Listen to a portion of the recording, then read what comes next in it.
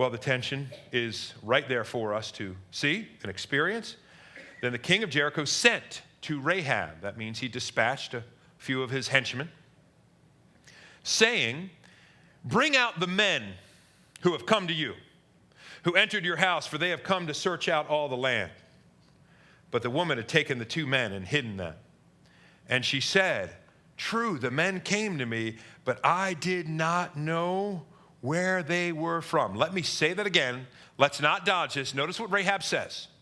True, the men did come to me, but I did not know where they were from. We're going to find out in a few verses. She knew exactly where they were from and exactly what their purpose was. And she says, "But I didn't know," which has led students of the Bible for millennia now to ask, was it right for Rahab to lie?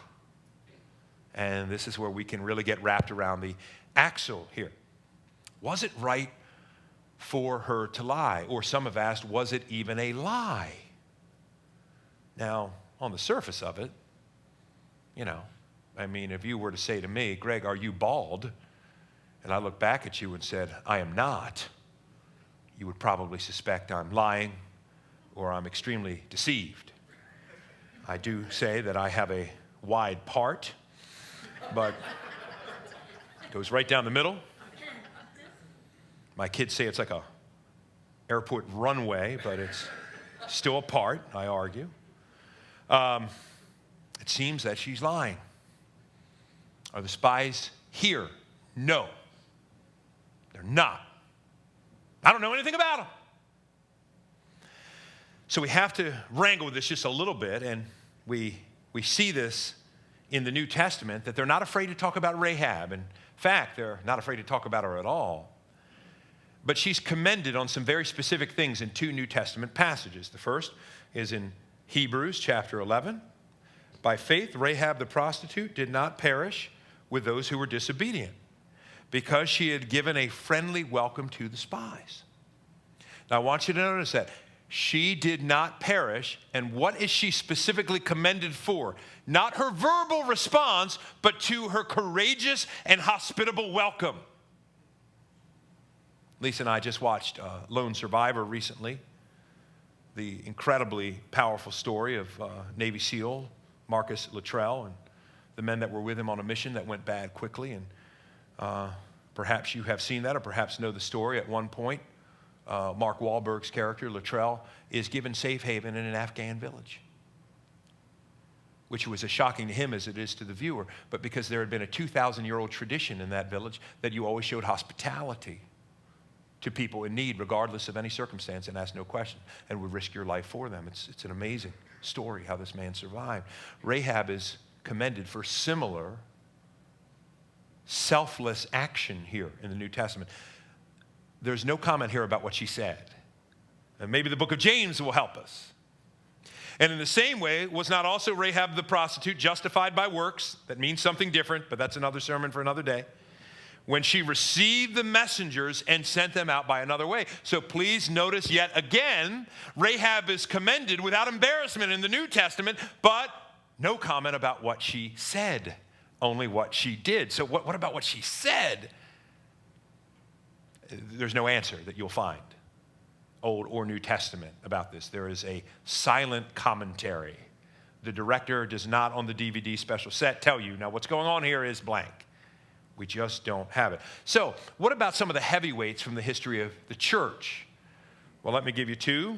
The most notable men of the Protestant Reformation were undoubtedly first John Calvin. This is what he said about Rahab. He said, as to the falsehood, we must admit that though it was done for a good purpose, it was not free from fault.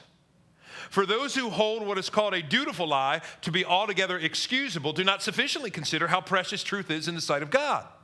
Therefore, although our purpose be to assist our brethren, it can never be lawful to lie, because that cannot be right, which is contrary to the nature of God, and God is truth.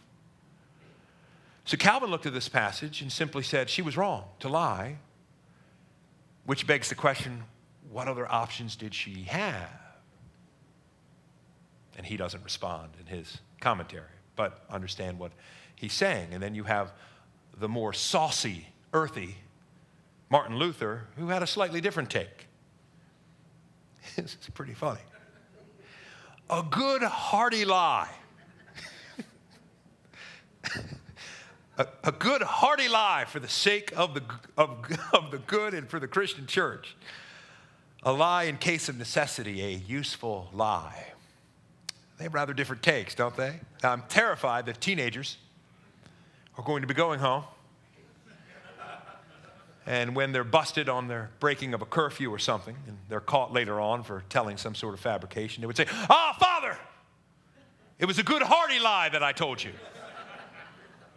I simply came in. Yes, I see parents advising their kids to go with Calvin instead of Luther. I'll let you fight that out for yourselves. Here's my brilliant insight. I don't know. Close the sermon, post it, we're done. Really don't. I think it's a difficult question. Seminary professor of mine, Dr. Robert Vinoy, had an interesting take on this. He agreed that it's always wrong to lie. Therefore, what Rahab did may have looked like a lie, but it wasn't a lie. And had sort of an elaborate defense that a lie must include a motivation to self-serve and self-advance. Rahab's lie was selfless. I don't know. I simply do not know.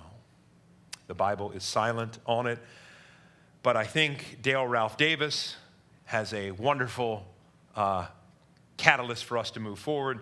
He says, it is tragic when people snag their pants on the nail of Rahab's lie, quibble endlessly about the matter, and never get around to hearing Rahab's truth, which is the point of the story. So I would encourage you this week, I'm sure in community groups, we'll have some good discussions on this topic. Mark Sweeney will write the questions, and I'm sure he will share my rather tepid, safe, non-view, and then ask you to come up with one of your own. But I think Dale Ralph Davis is spot on here when he says we can have this conversation, but if it becomes an endless quibbling, and all we get out of Joshua 2 is whether or not it's acceptable to do this, we're going to miss the point. Remember how the whole passage was structured. It's structured to lead us to the meat in the middle, which is what? This woman makes a confession. It's an incredible, unashamed, passionate confession about the God of Israel.